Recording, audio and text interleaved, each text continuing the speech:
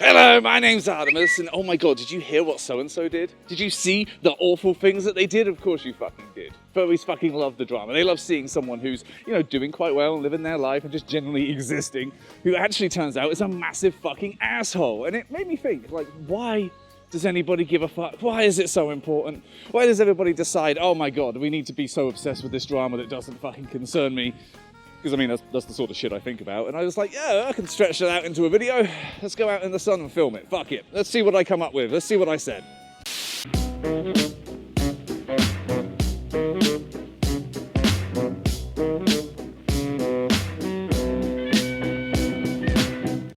So what do I mean by all of this? Well, let's be honest, we all fucking know what I mean by this. We see so many furries that seem to make it their entire business, their entire personality to be in the know, to know exactly what's happening, with whom, when, why, and all of the messages and all of the shit. And it's in their stories, it's in their pages, it's just, oh, well, I am an authority on this. And I understand it. It feels like you are a sense of, an authoritative justice in all of this. That you are the person that is like, hey, look, this is bad. And most importantly, you can all see that I know it's bad. And yeah, if you're feeling a bit insecure and self-conscious, blah, fucking blah, I can understand that shit. But it makes me sort of wonder why you would bother with that shit. It makes me sort of think like, well, we all want the fandom to be a good experience for us. So why are you so determined to turn towards the shit and focus on it? And does it really put you in a positive light that you are now known as the person who knows about the drama? Because I don't know if that's someone that everybody wants to hang around with.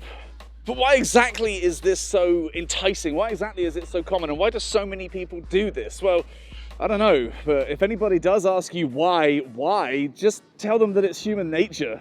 Of course, there's a lot of reasons why people like seeing this shit, and honestly, it all comes down to a very simple thing. Schadenfreude, which I probably butchered the pronunciation of. It's the joy of feeling pleasure at someone else's pain. Very German for you, but I stole that line from Avenue Q. It's a biological thing. It's the same reason why people like watching Karen videos and awful customers and karma and justice. It's a biological imperative for you to see things that are potentially a danger or potentially more exciting, and your eye is drawn towards them. Hell, I can put a video up here of just some random cute fursuiters and a video of something really bad happening. And which one is your eye actually drawn to? There you go, it's the same mechanic. We can all sit around and say, like, I've had a really good day today, that's really interesting. But the second you see a tweet that says, okay, but he's actually a really bad person because of this, you know you want to dig in deeper, you know you want to dish that dirt. And it's not really inherent to the fandom at all, it's inherent to human nature. So don't think that I'm just blaming the fandom for it. It's just the fandom does seem to be overly obsessed with it, especially when you're new to everything and somehow you feel like it matters that you care, when really it doesn't. Okay, now don't get me wrong, there has been some real big, bad, heinous things that have happened in this fandom that are bad and have, had effects on the perceptions of the fandom and the people within it. Fair enough. And I don't want to sort of belittle that stuff, I don't want to shoot down its importance, but let's be real. 95% of the drama we see these days is just petty beef between strangers. It's things that no one really knows or really honestly should care about. There's an awful lot of very shitty things that happen every single day.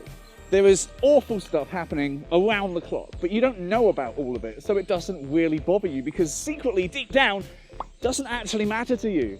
And I think this is a really bitter pill for a lot of people to swallow because it makes you seem heartless, disconnected, uncaring, or even, bad and evil and wrong. But how much of this actually matters to you? How much of it does? If someone has said some bad stuff, potentially racist stuff in a friend group that you've never met, that you don't know, why does it fucking matter to you? Why is it so important that you know that some person you have never met and will never meet is a prick? I can invent some people if you want, and we can just have loads of imaginary pricks. So my favourite thing about all of this is when people say that they're raising awareness. They're raising awareness of an important issue. Okay, first of all, raising awareness to who, to what, to why. Why do we need to be aware? Why does it matter? An important issue? Well, that is subjective. The furries do have a long history of not really knowing what an important fucking issue is. But who needs to be aware? Who needs to be aware? Now, if it's a shady business practice or something, I can understand that. If people are being scammed or misled, I can understand why you'd want to raise awareness of something like that. But some random person who creates content being a shitty person, yeah, I can understand why his fans might want to be aware, but a lot of the times when you're bringing attention to it, nobody who's watching it really knows who the fuck the guy is. So why does it matter? And someone who's had a personal beef with someone else, why does that need awareness? That's private. That doesn't concern anybody, really. You've just gotten a hold of some tea and decided, I'm important because I spread this and people will care about what I have to say. No, sorry, they won't. Not everybody needs to be aware of everything happening all the goddamn time. This shit just flat out doesn't fucking matter, and I think you need to fucking swallow that bitter pill.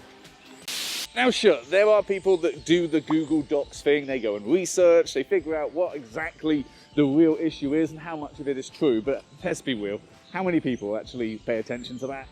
How many times have we seen, like, this person's bad and here's why, and there's a 65-page Google Doc, and everybody does the same thing of, I ain't reading all that, I'll just take your word for it, they're bad. There could be anything in there. There's so much of this shit that's just flat out unsubstantiated. And in a world of AI, in a world of social media, it's so incredibly easy to turn victims into perpetrators. It's so incredibly easy when you know you have done something bad to flip the narrative before anybody knows about it and position yourself as the real victim. So how can you trust that anything you see online is actually true and real?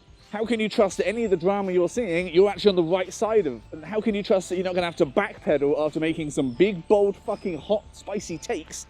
Turns out that you're on the wrong side of. Because we've seen that happen. And you don't know for a fact that any of this stuff is real, and yet people take it all as gospel. And why? How? Why is it so easy to mislead you fuckers? I honestly might just start some stuff on a random page that I've invented and enjoy the fucking clicks, because we know that that happens too. Ultimately, the worst part about all of this drama-obsessed shit is what it actually does to us. It is corrosive to who you are and what you care about. You have this sense nowadays that a lot of people feel it's more important to do nothing wrong than to do many things right, where there is no real sense of forgiveness or redemption or being able to move past an issue. If you say a magic word that's bad, that's it forever. You are bad, and anyone who likes you is bad. And honestly, we've seen the bad effects of that. If you take that to the extreme with this single issue, this binary system of you're good or bad and there is no in between, you could even say that a lot of the single issue voters at the last election who didn't vote for Kamala because of one fucking thing is the reason we got Trump 2.0.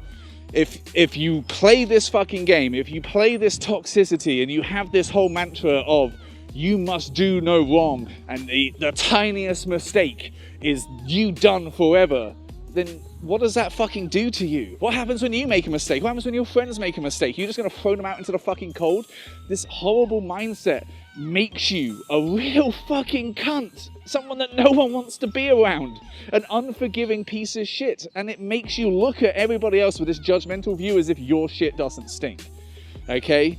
People are human, people make mistakes, and people learn and grow and move on from them. And yes, there are certain things that are unforgivable and certain things you can't just talk your way out of. But so much of the time, the issues that we see are fucking nothing. They're middle school bullshit.